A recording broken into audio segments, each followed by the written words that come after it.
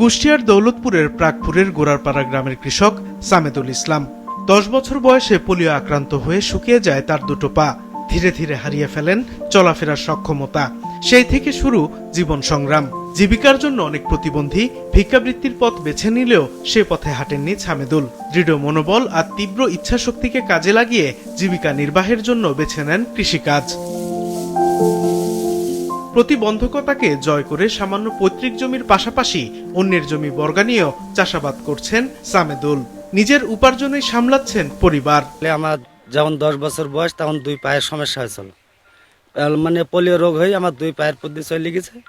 আমি নিজে কৃষিকাজ টুকটাক করি, ওই দিয়ে আমার সংসার চলে, কারোর কাছে হাত পাতা লাগে না।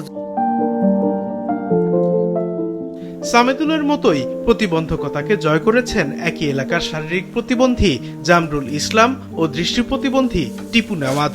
কারো কাছে সাহায্যের হাত না পেতে পেশা হিসেবে বেছে নিয়েছেন কৃষিকাজ। কারোর কাছে হাত পাতা লাগেনি, নিজের সামর্থ্য দিয়ে গরু কিনে গরু পালছি। সরকারটা কোনো অনুদান বেশি করে দিত, আমরা একটা অটো কিনতাম, ঘুরে বেড়াতাম, আওয়াজ করতাম। এই 3 প্রতিবন্ধীর হার না মানা জীবন সংগ্রাম অনুপ্রাণিত করেছে পরিবার সহ স্থানীয়দের। ভিক্ষা শিক্ষা করেন, তারা নিজে যতটুকু পারে খাটাখাটনি করে সংসার চলছে। তারা প্রতিবন্ধী হয়েও আজ পর্যন্ত ভিক্ষা না করে তারা নিজের কর্ম নিজে করে খায়। এদের পাশে থেকে সব ধরনের সহযোগিতার আশ্বাস দিয়েছে জেলা সমাজসেবা অধিদপ্তর। এই অর্থ বছরেও প্রতিবন্ধী খাতে বরাদ্দ আছে।